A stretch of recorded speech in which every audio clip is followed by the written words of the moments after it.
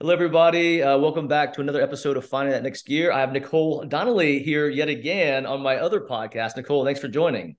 Thank you, Bo. I'm so excited to talk to you again. I had so much fun the last time we talked, so I was just like, let me come back on your other show so we can talk some more. So No, I'm no, so excited. that's awesome. I appreciate it, and we have to feel like we've really connected on entrepreneurship. So super pumped to have you on here because part of my goal is demystifying entrepreneurship and really kind of showing people what it's really like, because it's not all billion-dollar exits and yachts. There's blood, sweat, and tears, stress, continuous anxiety, and just a bunch of stuff that goes on with starting and launching a company. But nevertheless, thanks for coming on. Really appreciate it. Um, Yeah. Kind of prior to jumping into the meat and potatoes here, maybe you can tell us a little bit about you and what you do and your marketing and consulting company. Yeah, absolutely. So we work primarily with manufacturers, small manufacturers, and our mission, really like goal, is to help these small manufacturers really attract more buyers and improve their online presence. So, a lot of these manufacturers just have some really old school ways of how they've traditionally done sales and marketing. Sure. And so we're really like, let's help you, this little David, we're going to help you fight the Goliaths. We're going to help you find new customers. And to do that, we're going to just create this awesome digital self-serve experience for you online where you're attracting new buyers through content marketing, through e-commerce, and really letting all of these customers see how awesome you are. So that's what we do every day. And so we bring HubSpot to our clients if they need a new CRM to help them really be able to have a good process for building those customer relationships. We also do website design through HubSpot, and then we do content marketing as well. So we'll build out all the infrastructure, video marketing, blogging, and all of that. So that's what we do. That's what we love. And we love just shining a bright light on our clients and all the great work they're doing. So No, I love that. I love the David and Goliath reference, and I feel like kind of that's what how my company's positioned in our charter as well. So I find that quite interesting. And so why do you do what you do? Have you always had a passion for marketing and HubSpot consulting, manufacturing companies? Why are you in this industry? Is this passion project, or hey, I saw a business opportunity, I wanted to jump on it?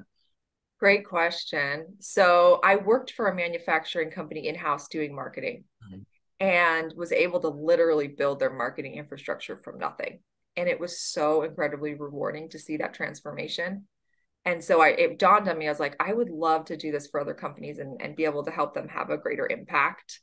And I knew that if I stayed at that company, kept doing what I was doing there, it would have been great. But I just was really like motivated, inspired. I just wanted to be able to impact and help more companies. And so that was kind of what started my journey. And I just love manufacturing. I think they're the backbone of our economy. I think they just do so much great work, and there's just so much opportunity for them to shine. So that's kind of why I decided to kind of go more in that direction. Yeah. And so I was thinking about it's kind of funny and serendipitous how it happened. I had been thinking about, just going off and taking on my employer as a client. And I'd been thinking about it for a while. And out of the blue, I was even starting to put together a marketing plan to do this so I could provide the same kind of fractional services for other companies. Sure. And out of the blue, I got contacted by another employer that I had worked with before who said, we would love to have you come and help us with our marketing. And I said, oh my gosh, if this isn't a sign, what is? And Sure. so I decided to just take the leap. I had 2 clients starting out, and it, obviously had product market fit right away Right. from the gate. So, and it was great because, my business model was just ongoing month to month, revenue. So from that perspective, it was kind of an easier leap for me than if I was building out a new SaaS product or, that kind Sure. of a thing. No, So that's a great transition, and you don't often hear that. At least I don't. For me personally, I jumped out of corporate America, had zero prospects, zero idea what I was really doing, and it took like 8 months to get my first customer and first paycheck, and it was painful. But so kudos to you for kind of opening yourself up and then finding an opportunity, another opportunity, and being able to kind of, I guess, really mitigate the risk that can be associated with entrepreneurship like quickly. So that's super cool. yeah, I think I've been really fortunate. But then as I look back, I realized like I had built those relationships over time, those relationships of trust, right? Over all those years prior to starting. Mhm. So for anyone else out there who's thinking about starting a business, maybe just like having the patience to just nurture those relationships, because you never know what's going to end up happening and where you're going to end up. So like, if you're in your 20s and you really have a dream of starting your own business, just like my recommendation is do great work where you're at, build those really strong relationships where you're at now. And eventually those, it's your relationships that make all the difference, frankly. So too, you have to ask for it. You know what I mean? Like Yeah, if you find yourself similar to where you were, where hey, I've got this idea, I want to go out on my own. I feel like too, where a lot of people fail is they don't literally ask for the business or ask their employer if they'd be open to, hey, I want to go independent. I want to be a contractor. And going back to your point earlier, if you don't have those strong relationships, I mean, you may be hard pressed to convert them, but if you do, then the could increase. But if you don't take the shot, you'll never score. I think it's a Wayne Gretzky. I love that. That's true. All they can do is say no, right? All they can do is say no. Or fire you, which would be the flip. But again, if you have a relationship, most would be open to that. Well, how long have you been an entrepreneur? Oh my goodness. I'm going on my 3-year anniversary in February, which is crazy to think about. Oh my gosh, what a whirlwind. I started my business a month before COVID. So yeah, it's been almost 3 years. I mean, right? Like, yeah. And it's interesting because I find every year I've had to pivot a little bit and like kind of like move in a different direction a little bit, just based on what the needs are in the market and what I'm hearing from my customers. And I actually love that. I've realized I love the like constant refining and tweaking the services and product. I would be so bored if it just stayed the same. So anyway, it's been a really fun journey to kind of like figure out and just kind of continually refine what it is that we're offering and doing. So that's awesome. And I can relate as well on that front where, the mundane drives me crazy. I do like having to pivot and be in this fluid state, but also too, I feel like it increases anxiety and can be a bit yes. times. But to me, that is kind of the joy of entrepreneurship. And, as I mentioned a few moments ago, if you can make it through COVID, you can make it through anything. But part of that is I think, perseverance, being able to persevere, but also being flexible and open to seeing market opportunities, right? I mean, if you're doing this one thing and it's not working, it was working, it stops, it's time to pivot and or look for other revenue streams. So you're not, finding yourself in a bit of a situation. Absolutely. Completely agree. Awesome. So when you started the company, you mentioned that you were kind of, employed and you wanted to go independent. But what was your actual situation there? Right. I mean, you're married, you have kids, like, is it stressful jumping out or, be prepared mentally and all the different ways? Was I prepared mentally? I don't know if you could ever be fully prepared mentally for entrepreneurship. I would say the steps that I took, I probably took the most conservative route, frankly, than most people do when it comes to starting a business, right? So that's what worked for me. Like, I think knowing who I am and my personality, like, that's what it needed to be somewhat safe in order for me to take the leap, right? How? And my husband had like a very comfortable job. So from that perspective, I didn't have to worry about health insurance. It really was just kind of like a passion dream project for me. So I mean, it's just been really fortunate how it all came together in that way. And my husband, I will tell you, I have been wanting to be an entrepreneur for decades. My dad was a successful entrepreneur, my grandfather, my great-grandfather. So it's like it's in your blood. It's like in my blood. It's like this legacy that just I feel compelled. I have to just honor, So I've always just had this deep, deep dream to do it. And I've brought several ideas to my husband over the years. And my husband is very much not the opposite of me, which is such a blessing. Oh my gosh, I can't tell you like how he makes me a better entrepreneur, frankly. Like he is the person who's like challenges me and says, "Are you sure about that? Or have you thought about this?" And I hate him for it. Like I get so mad in the moment. I'm like, keeps you grounded. Yeah, he keeps me grounded. And I'm like, can't you just be my cheerleader? And I realize like I need to be challenged. Like I thrive. I've realized this over time. Like I thrive when someone challenges me.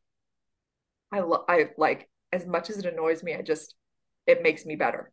And so he's always challenged me. So I've come to him with like these different business ideas over the years, and he's always put holes in all of them. I remember one time I came to him, I was like, I want to franchise it, you know, this oh, this was a terrible idea. This would have been terrible. I love to travel. I'm going to tell you this.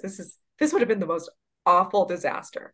So I love to travel, and I had this idea, like, what if I started a franchise? I franchised out a travel agency, and I just started like booking, you know, I love to travel. I love planning trips. What if I did this? And I was like really heavily looking into this probably 6 months before COVID hit.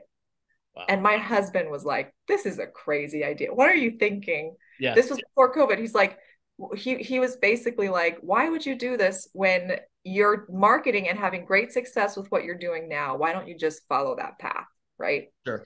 And he challenged me hard on it. And he was absolutely right. He was absolutely right. I think that industry too, though, I mean, it got hammered during COVID. And so, yes, maybe that wasn't the right, you know, thing to do, or maybe it's just the timing was off, right? I mean, 2 years from now, maybe it's going to be a great, you know, concept. Yeah, you never know. But no, I can relate as well. You know, I'm kind of a dreamer, like kind of, you know, just to kind of think about what ifs, and my wife as well, my spouse, similar. It's, you know, she's very, you know, black or white, and I'm very much gray, and she kind of helps ground me, which is good, because I do need to be challenged as well. So I can completely relate there. And I think too, it's when starting a company, it's important that you are transparent, you are open, you are vocal with your spouse, because it can be a bit tricky sometimes when you're navigating the highs and the lows of entrepreneurship, and candidly also the uncertainty. I think that's a lot of time the biggest, especially like during times like COVID, potential recession, like what's going to happen, you know. But the flip side is, you know, you work for corporate America, and it's the same thing. The uncertainty is there because you don't know if you're going to be laid off or not. So that's what I tell myself. Yeah, to make yourself sleep at least a little better at night. Yeah, no, you're right. I think you do have to embrace the uncertainty. I have learned that's one of the biggest learnings I've had since starting this, is that you can't count on anything. No. There's like nothing that you can really count on, and you have to get comfortable in that. You have to get comfortable with that uncomfortable. Uncomfortable. Yes. Yeah. Oh man, long week. It takes a while. It takes a while. Sorry, yeah, no, it takes a while. I think the best advice I got, some of the piece of good advice that I received was embrace the sleepless nights. You know what I mean? Like I wake up every night at 3:00 ish, and just kind of, it's like a 5-minute, 10-minute kind of, you know, situation, but learn to embrace it. That's part of it. And sometimes I'll think of something critical and I'll write it down. Other times just swirling around the next day, but I've learned to embrace that. It still sucks. I wish it would go away, but sometimes you have to embrace the negative aspects of entrepreneurship. Otherwise, it can eat you alive, you know? Yeah, that's so true. You do have to give yourself grace. You have to give yourself grace. Well, was there the defining moment when you started your company? Like, did you, like, I mean, was there a day where you knew it was time? When I got that phone call from my previous employer, I knew. I was like, it's time to do this. Excellent. You already had the one line. So I had to approach my existing employer, and that was hard. That was hard conversation. Like I was worried. Like, what if they said no? What if they said, no, we don't want this. We're not going to be supportive. Then, you know, that would have been a lot harder of a journey for me. But sure. They were gracious enough to say yes. But yeah, that was it for me. That was the sign. And I've never looked back. Yeah. Every day has been just incredible. Like I wake up every day with incredible gratitude, frankly, just incredible gratitude. Like how lucky is it that we get to do what we love? We get to have such a great impact on the people that work with us and our clients. And I mean, people live their whole lives, Bo, and they don't have sometimes that experience. And I just wake up every day in deep gratitude, as challenging as it is, deep gratitude that I feel like I'm living really true to what it is that I'm called and meant to do, you know? Well, you've inspired me. I need to bring gratitude back into my life, because I definitely do agree, though. I mean, I sought out to do this. This was kind of my journey and what I, really wanted to do, what I wanted to do since I was 16. But it is easy sometimes to kind of, lose that gratitude. And this year was the first year, all around the 6th year in April of 23. But this was the first year I actually felt like an employee of my own company. And that's been a bit of a weird dynamic. And I can't I can't put Oh, my finger on why. And so I'm trying to kind of get myself out of kind of that rut and remember the gratitude, remember that I'm doing what I love. Because sometimes you can forget about it and get caught up in the weeds and just the busyness, which is what we do. But in that vein, is there been in this 3 years, has there been a time where you thought about hanging it up, or has it just been green yes. lights and this is your No. journey and this is what you're meant to do? Rainbows? No. I will tell you, it was probably like maybe 4 months ago. I had to walk away from a client, and it was becoming a pretty toxic situation for me and my team. It's just speaking frankly. Yeah, Um, and the and this client was actually the client that approached me at the yeah, beginning to come and do work for them. So they were like the impetus for me to start my business. And you know, it just came to a point where the expectations that they had and the way that they were, there was a misalignment of values, I'll say, in sure, terms of how they, like I pride myself on just being really authentic and creating a culture where people can feel vulnerable and safe, and there's not like micromanagement happening, and the team feels free to. And when you're in a service business like I am, there has to be a mutual respect where like you're hiring us to provide expertise and advice and recommendations. And at some point, if you're not willing to, be open to our recommendations, like it's not serving either of us. oh, And so it got to a really, really like painful point where I just had to step up and be like, I can't put my team in the situation where they're not being respected or trusted to do the work that they do so well. And I had to have a really difficult conversation with this client who I have had a personal relationship with for a long time, right. so that was incredibly painful. And it was a really large account. I wasn't like just, this was a large account. And so I have, it's not like it's just me. I have an employee, I have contractors that I work with. So I had to think Sure. about the fact that like, okay, I've got to make sure financially this works for my employee and, all of that. And so it was a really stressful situation for me emotionally from a business perspective standpoint. But like, I knew at the end of the day, Bo, I was like, I have to stay true to my values and what, and what the values that I'm trying to like hold true to for my team. And so Yeah, I knew that I knew it was the right decision, hands down, but it was still really, really difficult. And I remember having intense feelings of regret after I walked away from that account, and for like a week. I was like, what have I done? Why have I, like, I just felt so like this feeling of like, oh, I've just been so disloyal to this sure. client who's been so great to me. But anyway, so there was a point where I was like, this is just too much. Is it really worth it for me to continue? Just this is just the stress of it and everything. I Sure. really did think long and hard about it. I was like, maybe it's just not worth it. Maybe I should just like hang it up and just be a stay-at-home mom and you know Yeah. No, take I've been there. I've care got and do my home projects. But yeah, no, no. I've got a similar story where the first client that I ever brought on was the first client that I ever fired. And, it's Interesting. the Yeah. old 80/20 rule where I think, they were 20% of our revenue at the time, but they literally took up 80% of the time. So needy. And we outgrew them. Yes. And that's okay. And I felt the same kind of anxiety and like, oh, I've created a gap. And, when you're kind of fighting for survival, it's you think every single business that you're working with is important, and sometimes they're not, right? I mean, this one just literally sucked the life You're directly out of me so personally true. and out of my team. And I wish I fired them way faster, honestly. So I can totally relate. And I think that's, something important for the budding entrepreneurs out there is it's okay to fire customers, and not all business is good business. You are so right about that. And I think you hit a good point is you have to think about time. Time is our most valuable asset, more than money, more than anything else. And the older I get, the longer I'm in business, the more I realize like time is it. And you're right. Like if you're working with a client who's like literally sucking all of the time out of you and your team so that you as a business owner aren't able to focus on some of those like Yeah. higher level things that you need to be doing to drive the business forward, you have to like realize that that is more valuable. That time is more valuable than the money, and the time for your team. So I completely agree with you. And the energy levels. But Yeah. so shifting gears, so what do you think the number one trait is for entrepreneurs that find success versus those that don't? Ooh, this is a cool question. I would say resourcefulness.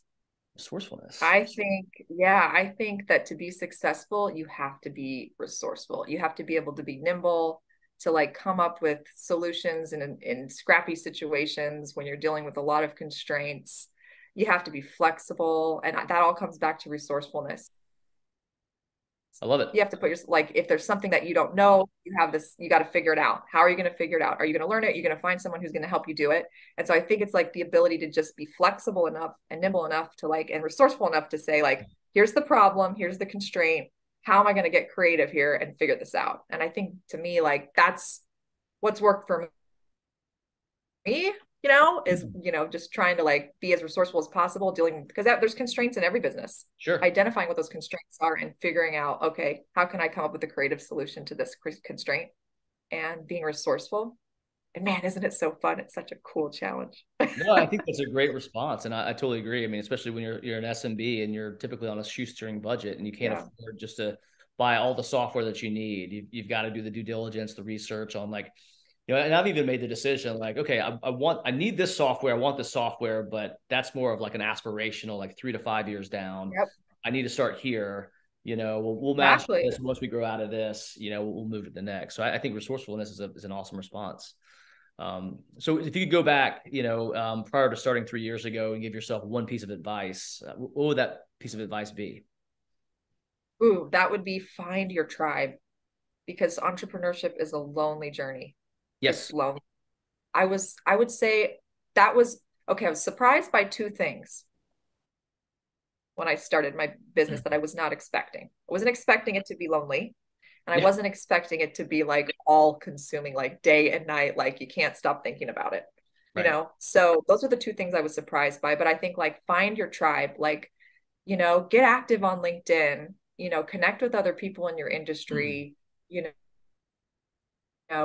involved with your chamber of commerce, like network, and find the people that are going to be there to support you when you have those hard days, because they're going to be hard days. Like, you have to embrace the fact that it's a roller coaster, and you got to stay even. And having people who are in it and experiencing like entrepreneurship, it's great to have people who can just be in it with you.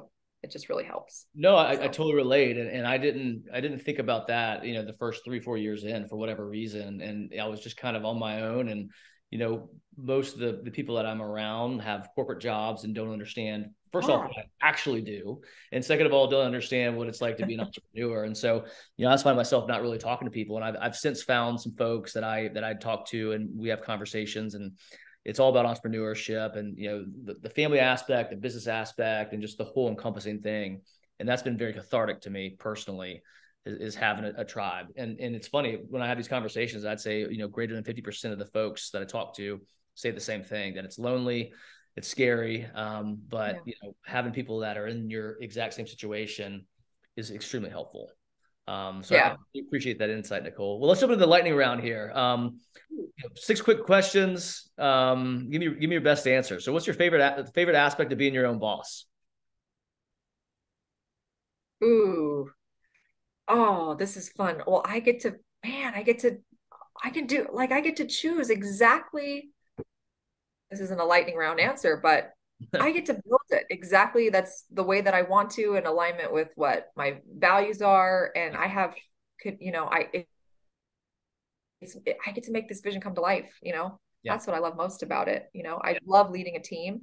I love the team that I work with. They're incredible rock stars. And so I think that's what I love. I love just being able to help lead them and get them fired up and excited about the impact that we're having.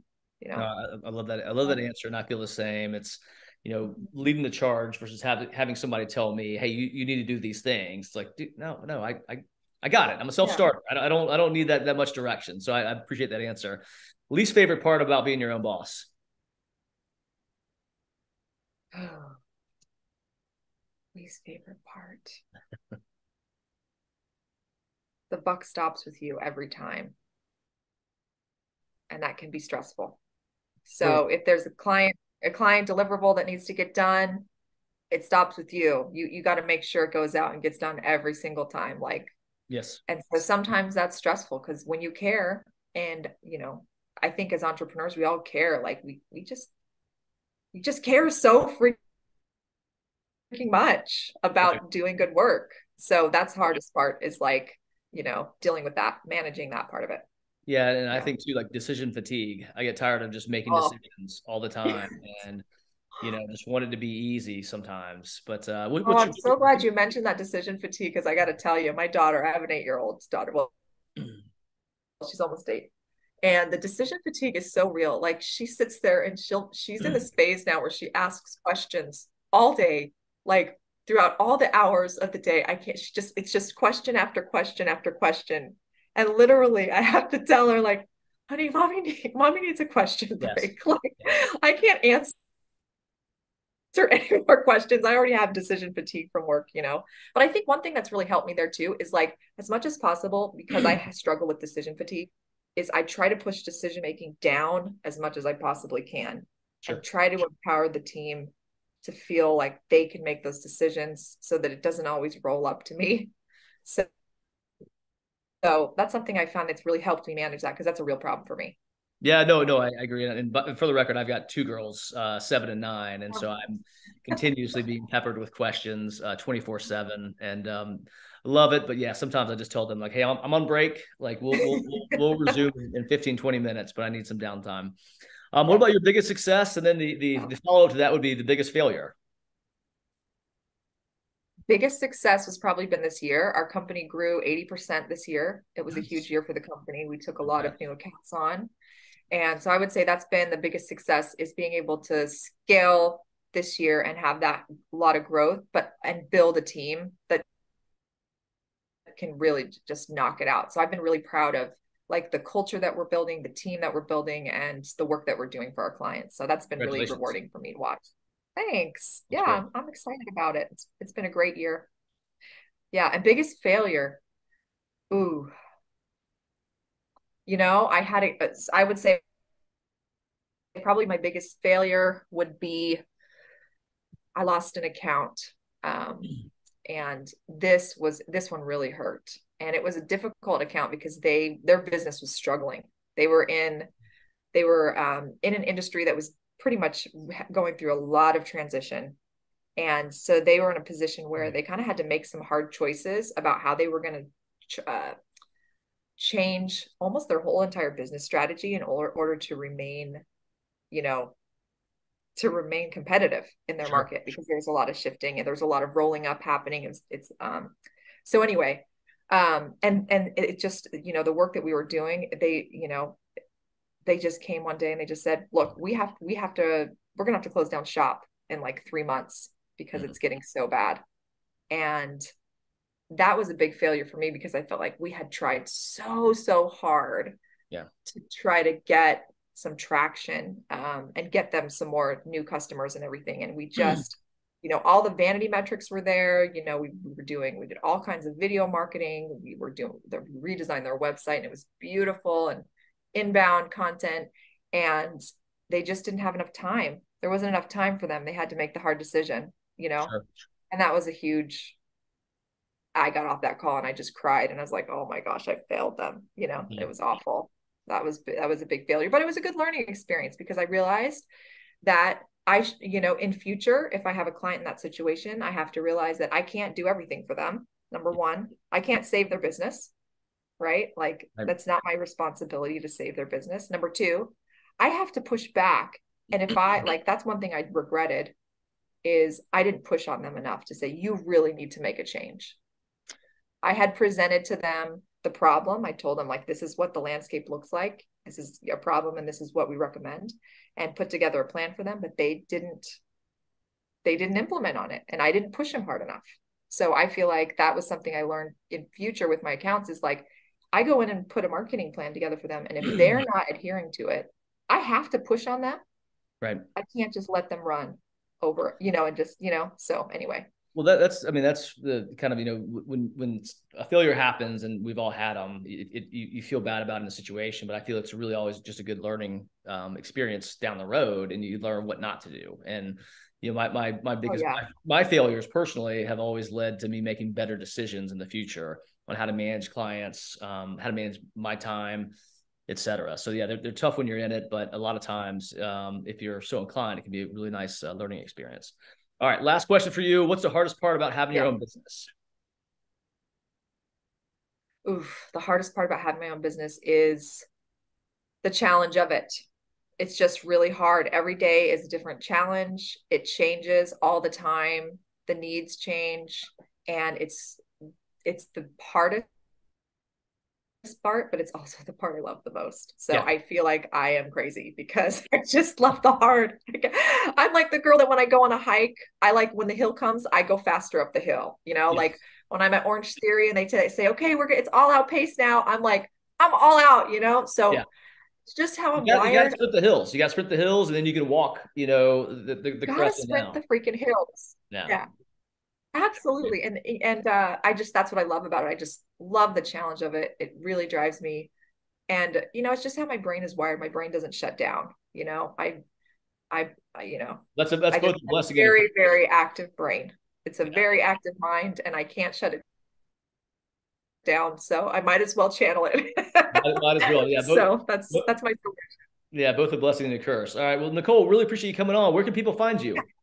They can find me at LinkedIn. My LinkedIn profile is Nicole-Donnelly-DMG. And my website is donnellymgroup.com. That's DONNELLY mgroup.com. And yeah, that's how you can find me. Yeah. Awesome. Well, cool. Hey, I really appreciate your time today. Love the insights. Love what you shared on the lightning round, as well as kind of the getting deep part. And thanks for your time. Always a pleasure talking to you, You, Nicole. Bo. Really Yeah. appreciate it. Appreciate it. Thank you. All right. You take care. All right. Bye.